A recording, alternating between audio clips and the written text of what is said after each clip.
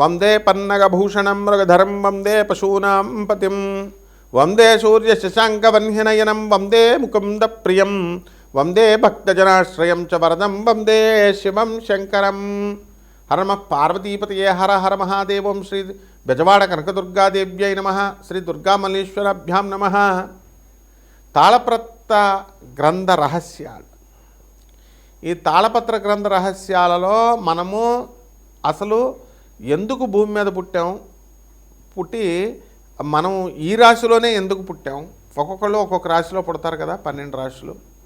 అలాగే మన పూర్వజన్మ రహస్యాలు ఏంటి, అసలు పూర్వజన్మలో ఏదైనా సాధించకుండా మిగిలిపోతే అది ఏమైనా ఇప్పుడు సాధించడానికి వచ్చామా, లేకపోతే పూర్వజన్మలో పెళ్ళిళ్ళు అయితే లవ్లు చేసుకుంటారు, అవి ఏమైనా బ్రేకప్లు అయిపోతే మళ్ళీ కంటిన్యూషన్ ఈ జన్మల్లో ఏమైనా ఉంటాయా, ఇలాంటివన్నీ కూడా మనం ఈ యొక్క వీడియోలో మనం తెలుసుకుందాం.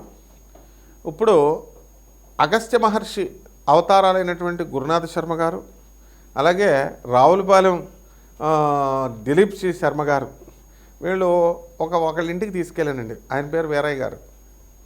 అయితే ఆ కుర్రాడు ఏదో గవర్నమెంట్ ఎగ్జామ్స్ కోసం రాసుకుంటూ ఉన్నాడు. వాడి డిప్రెషన్లో ఉన్నాడు ఫుల్గా.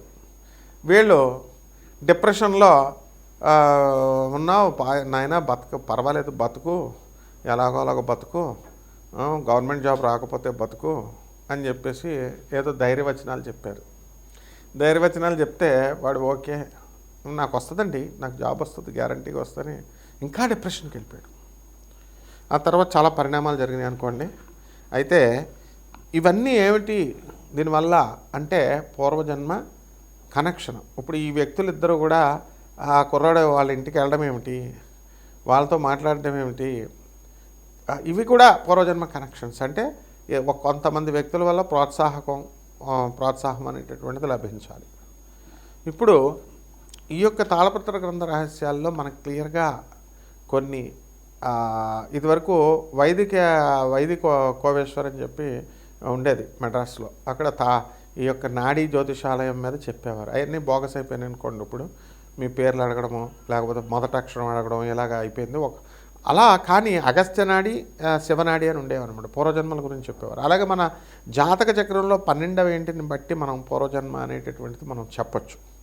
అలాగే దీనికి శని, రాహువు, కేతు గ్రహాల వల్ల పూర్వజన్మ అనేటటువంటిది మనం చెప్పచ్చు.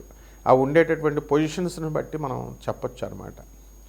ఇప్పుడు రాహువు పంచమంలో ఉండి మరి ఈ యొక్క రవి, బుధ, శుక్రులు మొత్తం వీళ్ళంతా కూడా మనకి లాభస్థితిగతులై ఉండి ఇలా కొన్ని సిగ్నల్స్ ఉంటాయి. వాటి వల్ల పంచమ రాహు ఏం చేస్తాడంటే విపరీతమైనటువంటి మొండితనం ఉంటుంది. డిప్రెషన్ విపరీతమైన డిప్రెషన్లోకి వెళ్ళిపోతారు.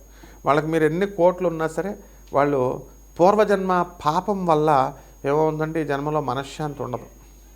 అందువల్ల వాళ్ళ భర్త దగ్గర ఉన్న, పుట్టింట్లో ఉన్న, ఎక్కడున్న మనసంతా కూడా డిప్రెషన్కి గురవుతూ ఉంటుంది. ఇవన్నీ కూడా పూర్వజన్మ పాపాల కారణంగానే అనమాట. అలాగే మేషరాశిలో మనం పుట్టినటువంటి వాళ్ళు మరి పోలీసు, సెక్యూరిటీ, ఆ తర్వాత ఈ డిపార్ట్మెంట్స్లో డిఫెన్స్ వీటిల్లో పనిచేస్తారు. కారణం ఏమిటి, వాళ్ళ గత జన్మ ఏమిటి. అలాగే దొంగలు ఉంటారు. దొంగలు, నక్సలైట్లు వీళ్ళు హత్య చేయబడతారు. రౌడీ షీటర్స్ ఉంటారు, వీళ్ళు వేరే వాళ్ళ చేతుల్లో చంపబడతారు. దానికి క్లియర్గా మనకు జాతకం చక్రం చూసినప్పుడు అర్థమైపోతుంది. మళ్ళీ నెక్స్ట్ జన్మ ఉందా, లేకపోతే ఈ యొక్క నెక్స్ట్ జన్మలో ప్రతి ఒక్కరికి జన్మలు ఉంటాయి. కాకపోతే ఆ గ్యాప్ ఉంటుంది. గాలి ధూళయ్యి చెట్ల మీద వాటి మీద వేలాడుతూ ఉండాలన్నమాట దెయ్యాలయ్యి. మరి ఈ రకంగా మనకి ఈ యొక్క గ్రహ స్థితిగతులను బట్టే మనం అంచనా వేయగలుగుతాం. కొంతమంది పెళ్ళి కాదు, వాళ్ళకి ఎవరితో రుణం లేదు కాబట్టి పెళ్ళి కాదు. పెళ్ళి కాకుండానే బ్రహ్మచారులు అయిపోయి చచ్చిపోతారు. చచ్చిపోతే తెల్ల జిల్లేడు చెట్టుకి ఇచ్చి పెళ్లి చేసి ఆ తర్వాత అతని శవాన్ని కాలుస్తారు. ఇవన్నీ ఎందుకు అంటే తెల్ల జిల్లేడు చెట్టు కూడా అది శ్మశానాల్లో పెరుగుతుంది. జిల్లేడు చెట్లు ఇవన్నీ కూడా అవి కేతువుకు సంబంధించినటువంటివి అన్నమాట. కాబట్టి ఈ యొక్క మీడియా రంగంలో ఉన్నటువంటి వాళ్ళు కొంతమంది ఉంటారు పాపం. వాళ్ళకి ఏమన్నా మాకు ఉద్యోగం రావట్లేదండి, ఎక్కడికి వెళ్ళినా సరే అంటారు. పూర్వజన్మ కర్మ. అలాగే ట్రాన్స్ఫర్స్ విదేశాల్లో ఉండేటటువంటి వాళ్ళు విదేశాల్లో ఉండే హ్యాపీగా ఉన్నా సరే వాళ్ళకి మనశ్శాంతి ఉండదు, పూర్వజన్మ కర్మ. ఈ విధంగా మొత్తం ఈ యొక్క పర్పస్ ఏంటంటే మనం పూర్వజన్మల్లో సాధించలేకపోయినటువంటి పనుల్ని ఈ జన్మలో మనం సాధించుకోవడానికి మళ్ళీ భగవంతుడిని కొంత టైం అడుగుతాము, ఆయన ఇస్తారన్నమాట. అందువలన మీరు కొంతమంది చూడండి, తల్లిదండ్రులకి గవర్నమెంట్ ఎంప్లాయీస్ అయి ఉంటారు, పిల్లలేమో వీళ్ళు పెద్దవాళ్ళు అయిపోతారు. వీళ్ళు చూడాలని అనుకున్న ఆ పిల్లలు ఆ తల్లిదండ్రులు గవర్నమెంట్ ఎంప్లాయీస్ కావడం వల్ల వాళ్ళకి పెన్షన్ వస్తుంది, మేము రావని అంటారు. అంటే వీళ్ళ డబ్బు తినేటటువంటి యోగం వాళ్ళకి లేదు, వాళ్ళకే వస్తున్నప్పుడు ఈ పిల్లలే సరిగ్గా సెటిల్ అవ్వలేదు ఎందుకులే అని చెప్పి వాళ్ళు ఇళ్ళకి వెళ్ళరు. ఇది కూడా పూర్వజన్మ దగ్గర రుణానుబంధం లేకపోతే ఇంకా అక్కడితో కట్ అయిపోతుంది అనమాట. తల్లిదండ్రులను చూసుకోలేదు, అయితే వాళ్ళకి అసంతృప్తి మిగిలిపోతుంది. అరే మా అమ్మ మా నాన్నని మేము చూడలేకపోయామని. దేవుడికి ఇంకో ఛాన్స్ ఇస్తాడు దేవుడిని అడిగితే. ఏంటి, నెక్స్ట్ జన్మలో తల్లిదండ్రులను చూసుకునే విధానంలో ఉంటారు. ఇవన్నీ కూడా ఎందుకు వస్తాయి అంటే పూర్వజన్మ కనెక్షన్స్. ఈ రోజు అనేటటువంటిది మనం గడిపాం, ఈరోజు పని అవ్వలేదు అనుకోండి, రేపు చేద్దాంలే అంటాం, రేపు ట్రై చేస్తాం, రేపు అవ్వకపోతే ఎల్లుండి ట్రై చేస్తాం. ఒక సినిమా మ్యూజిక్ డైరెక్టర్గా అవ్వాలనుకునేటటువంటి వాడు 60 సంవత్సరాల నుంచి ట్రై చేస్తూనే ఉంటాడు, ముసలోడైపోతాడు, అయినా సరే సినిమా తీయాలి, ఏమైనా మ్యూజిక్ డైరెక్ట్ చేయాలి అని చెప్పేసి అలా ప్రయత్నిస్తాడు. అలా చాలామంది సినిమా వాళ్ళు అవ్వనియండి, ఒక ఐఏఎస్ ఆఫీసర్ అవ్వాలనుకునేటటువంటి వాడు తెగ ప్రయత్నిస్తూ ఉంటాడు, ఒక 10 సార్లు రాస్తాడు అనుకుందాం, అయినా సరే రాలేదు. 10 సార్లు రిజర్వేషన్లు ఉంటే రాయొచ్చులే, వికలాంగులు అవి ఇవి ఉండి మరి ఎన్నిసార్లు పోయినా 4-5 సార్లు ట్రై చేస్తారు, చేసి అవ్వకపోతే వాళ్ళు ఏం చేస్తారు, నెక్స్ట్ జన్మలో అవుతారు, ఆ వాసనలతో పుడతారనమాట. అయితే ఏ రాశి వాళ్ళు ఎలా గుర్తించాలి, మనం ఎందుకు పుట్టాము అనేటటువంటిది ద్వాదశ రాశుల వారికి ఈ 2026 సంవత్సరంలో మనం ఎలా తెలుసుకోగలుగుతాము అనేటటువంటిది నేను విడదీసి మీకు ఈ వీడియోలో ఒక్కొక్క రాశి వారికి చూద్దాం. ధనుస్సు రాశి వారికి అందరికీ కూడా అర్ధాశ్రమ శని వక్రించున్నాడు. రేపు ఫిబ్రవరి 13 తర్వాత మేషరాశిలోకి వెళ్ళడం అనేటటువంటిది జరుగుతుంది. కాబట్టి పిల్లలు మీకు చాలా ఇబ్బంది పెడతా ఉంటారనమాట. అందువలన పిల్లల విషయంలో కొంచెం ప్రమాదంలో పడేటటువంటి అవకాశాలు ఉన్నాయి. పిల్లల్ని రక్షించాలని చెప్పేసి మీరు పిల్లలకి సేవ చేయాలని మీరు వాళ్ళు హోనం చేసుకుంటూ కార్లు డ్రైవ్ చేస్తూ వాళ్ళ దూరపు స్కూల్స్కి తీసుకెళ్తూ ఇలా చాలా హైరాణ పడిపోతారు.